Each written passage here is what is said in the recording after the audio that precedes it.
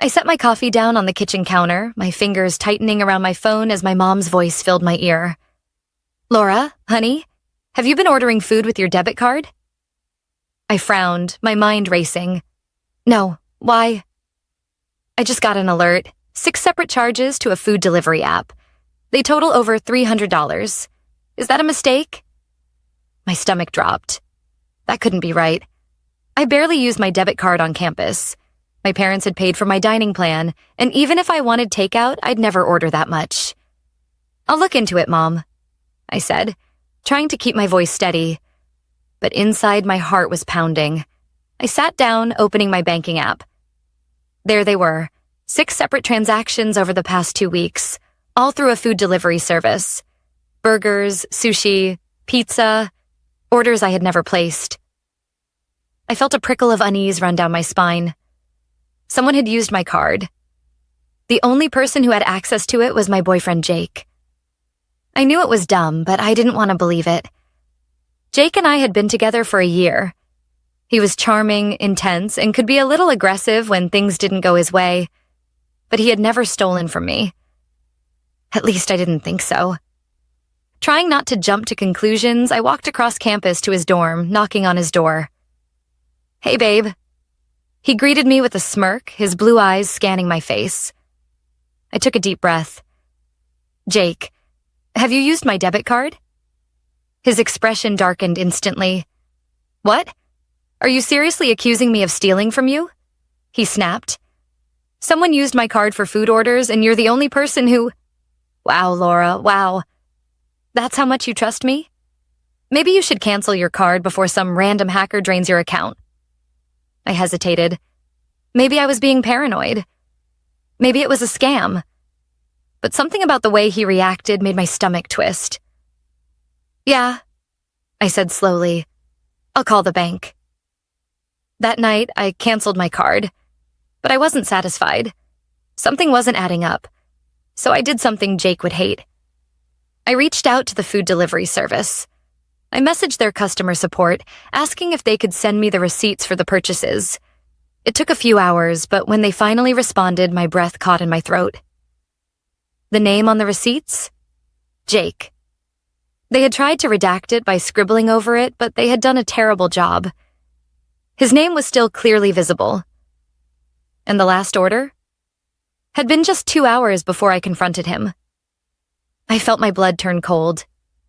He had just eaten the food I unknowingly paid for when he stood there, looking me in the eye, and lied. I stared at my phone, my chest tightening with a mix of anger and humiliation. The next morning, I walked straight to Jake's dorm. My hands were shaking as I knocked, but my voice was steady when he answered. "I have the receipts, Jake." He blinked at me. "What receipts?" "The ones from the food orders. They have your name on them." For a moment, he didn't move. Then his whole face twisted into something ugly. "Are you serious right now? You went snooping? You don't trust me at all." "Trust you? You stole from me, Jake, and you lied to my face about it." That's when it happened. His hand clenched into a fist, not raised. Just there, just tight enough to be a warning. "You're making a big deal out of nothing," he hissed. "It was just some food. You weren't using the money anyway." I swallowed hard. I wasn't going to let him intimidate me. "We're done, Jake," I said, my voice calm. He laughed, but there was no humor in it. "Oh, we're done? Who do you think you are, Laura? You're nothing without me. You think you can just walk away?" I held my ground. "Watch me." And then I turned and walked out. As I made my way back to my dorm, my heart was racing. I wasn't scared. Not yet. I was just furious. But I should have been scared. Because when you leave someone like Jake, they don't just let you go. And I was about to find out just how far he was willing to go. I barely slept that night. Every time I closed my eyes, I saw Jake's face. The anger, the condescension, the veiled threat in his clenched fists. I had dumped him. I should have felt relieved. But instead, I felt uneasy. Like something was coming. And I was right. The next morning, I woke up to a string of missed calls and texts from Jake. Jake, 1:14 a.m. You're seriously making a big deal over some food? You're pathetic. Jake, 1:37 a.m. I should have known you'd turn into a crazy ex. Jake, 2:05 a.m. No one's going to believe you. You have no proof. Jake, 2:30 a.m. You better not tell anyone.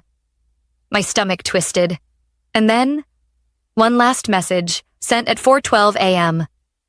Jake, you're gonna regret this. That was the moment I realized this wasn't over.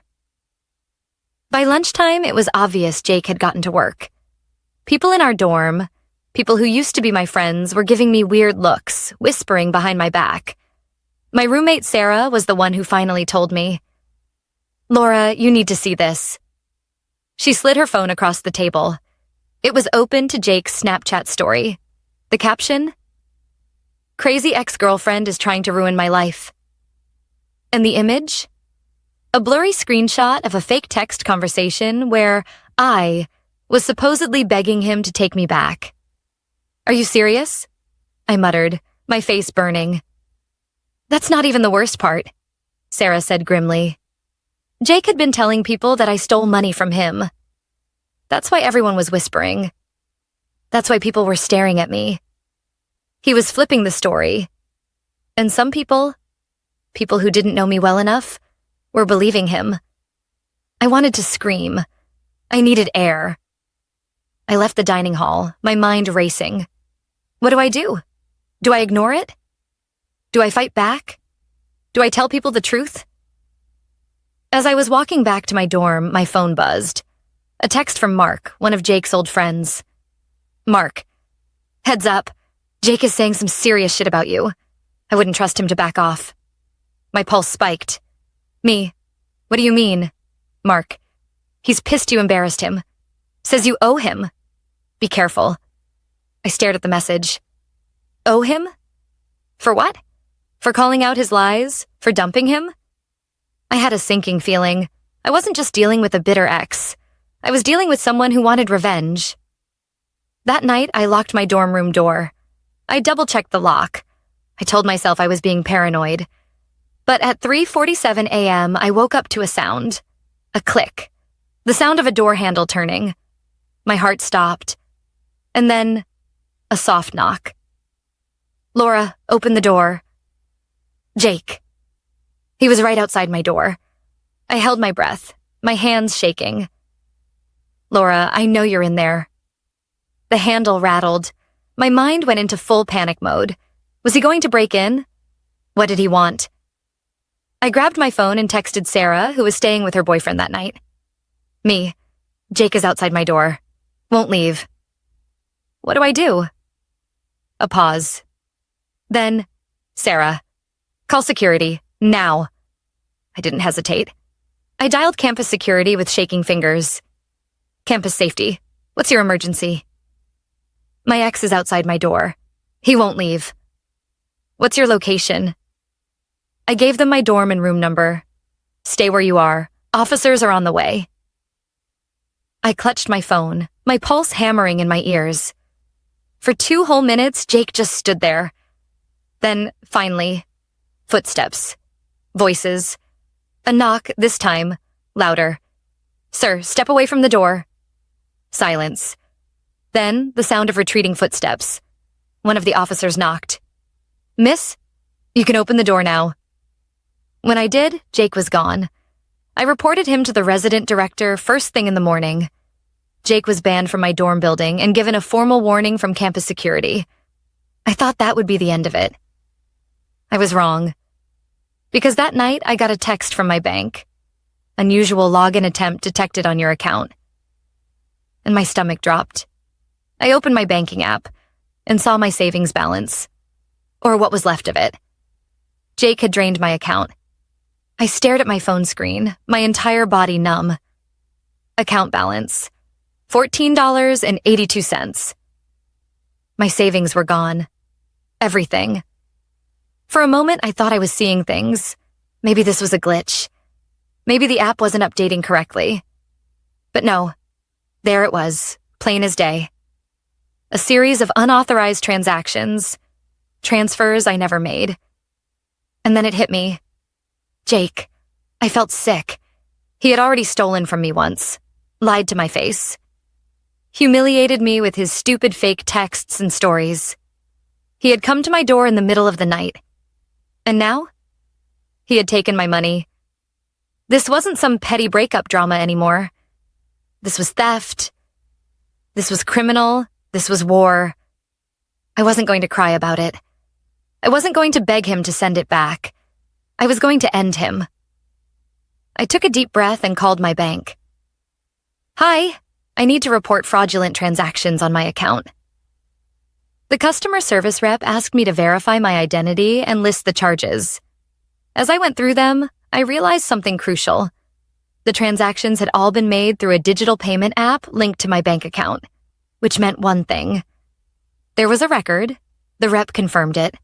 The money had been transferred to another user. They couldn't tell me the name directly, but they could flag the transactions for investigation. I already knew whose name they would find, but I needed more. So I did something I knew Jake would never expect.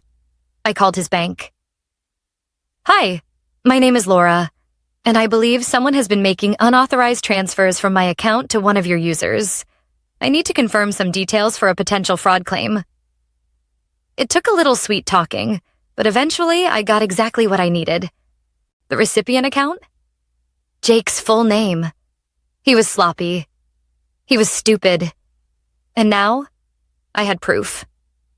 Jake thought he could take from me without consequences. He was about to learn just how wrong he was. I started small. I went to campus security. I showed them the bank records, the fraudulent transfers, the fact that he had already been warned to stay away from me. They took it very seriously. By the end of the meeting, Jake was officially banned from my dorm building and all student housing. If he set foot near me again, he'd be reported to the police. That was satisfying, but it wasn't enough. I needed something bigger. Jake wasn't just some random dropout. He had one thing in his life that actually mattered to him: his academic standing.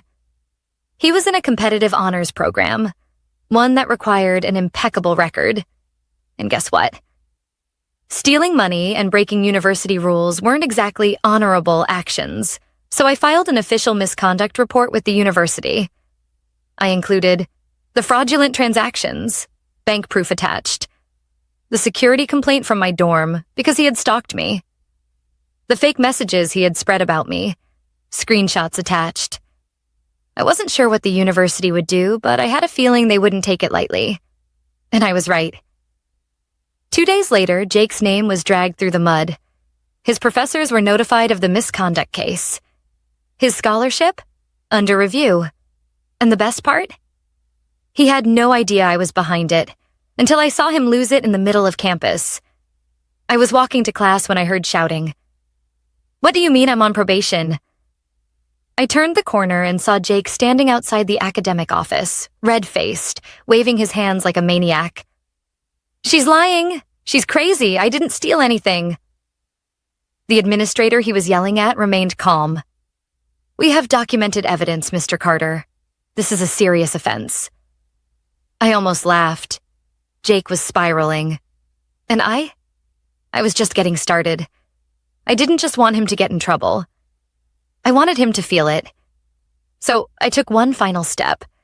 I forwarded the fraud report to his parents. Yes, his parents, the people paying his tuition. I wrote a polite, professional email explaining that. Their son had stolen from me. I had filed official fraud claims. The university was already investigating him. I attached everything. Then I hit send. And then I waited. 2 days later, I got the text I had been waiting for. "Sarah, OMG, you need to see this."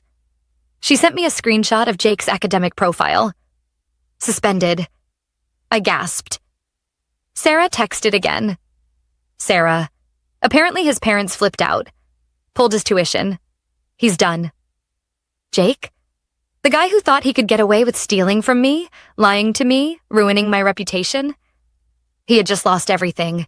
His honors program, his scholarship, his academic standing, his money. And I got the last laugh. The news spread like wildfire. Jake, the arrogant, aggressive guy who thought he was untouchable, was suspended. People whispered about it in the dining hall. Someone even posted about it anonymously on the campus forum. Honors student caught in fraud scandal. Suspended for misconduct.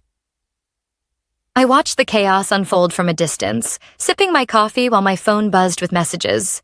Some were from people who had doubted me. Emily. Hey, I heard about Jake. I'm really sorry I didn't believe you before. Dylan. Damn. Guess you weren't the crazy ex after all. Others were from Jake's friends. Mark. Dude, I heard his parents cut him off. He's losing his apartment. Rachel. He's blaming you for everything. He's furious. Be careful. That last one gave me pause. Because if there was one thing I knew about Jake, it was that he didn't handle losing well. I didn't have to wait long. That night, a blocked number called me. I let it ring. Then came the text. Unknown. You think this is funny? You ruined my life. You're gonna pay for this. I exhaled slowly, my fingers tightening around my phone. He was unraveling, and that made him dangerous. I wasn't scared. Not exactly. But I wasn't stupid either. So I did what I should have done a long time ago. I went to the police. Campus security had already flagged Jake's name because of his previous warnings, so when I showed them the new threats, they took it very seriously.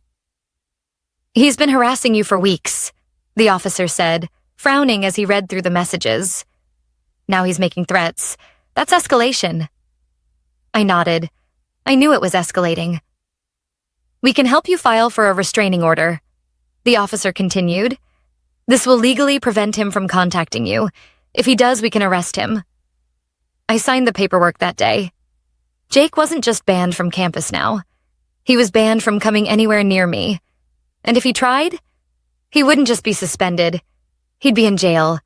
I didn't hear from him for 2 days. Then, late one night, I got a call from Mark. Laura, you need to check the campus forum. Right now. I pulled it up, and there it was. Jake had snapped. He had posted a massive rant, pages long, blaming me for everything. She's a liar, a manipulator. She ruined my life over nothing. She's a psycho ex who couldn't handle rejection. I didn't do anything wrong. And then, the worst part. I know where she lives. My breath caught. I read it again. I know where she lives. A cold chill ran down my spine. I immediately screenshot everything and sent it to the police. By the next morning, Jake's post was deleted, and so was his student email. Expelled. He was gone. For good. The last conversation I should have been relieved, but I wasn't. Not completely. Because part of me knew Jake wasn't finished. And I was right. 2 nights later, my phone rang. Unknown caller. I hesitated. Then I answered. You won't get away with this.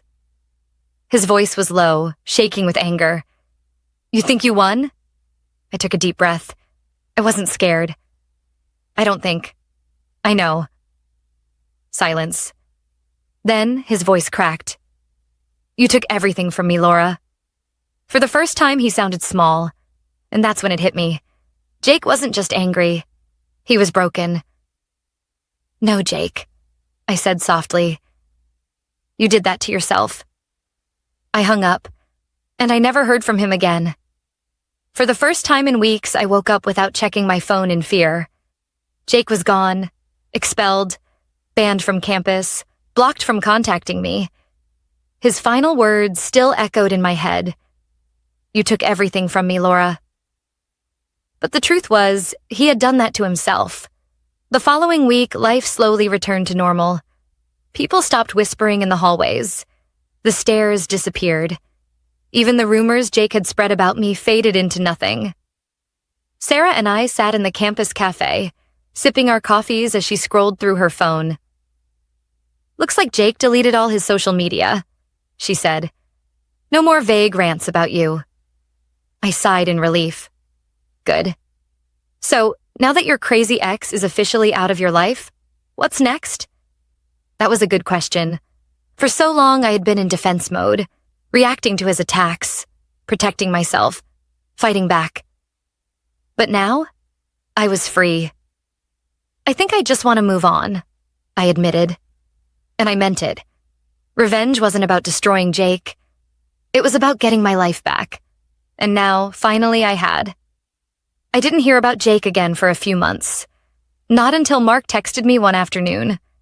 Mark, you are not gonna believe this. I raised an eyebrow, typing back.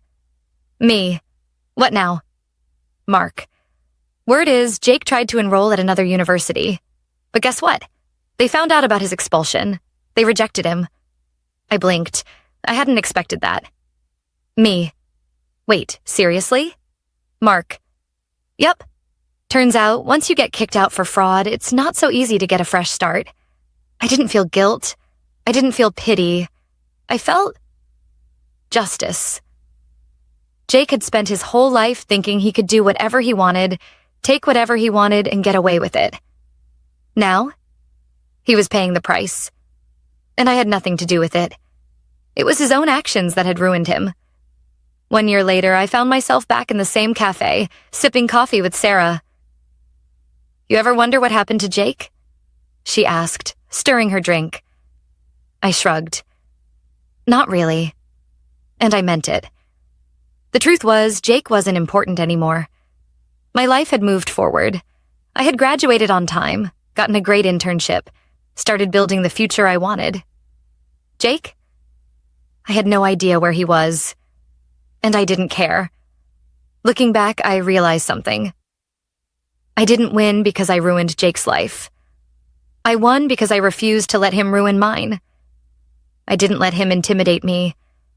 I didn't let him steal from me and get away with it. I didn't let his lies become my truth. I fought back. And in the end, that was all that mattered.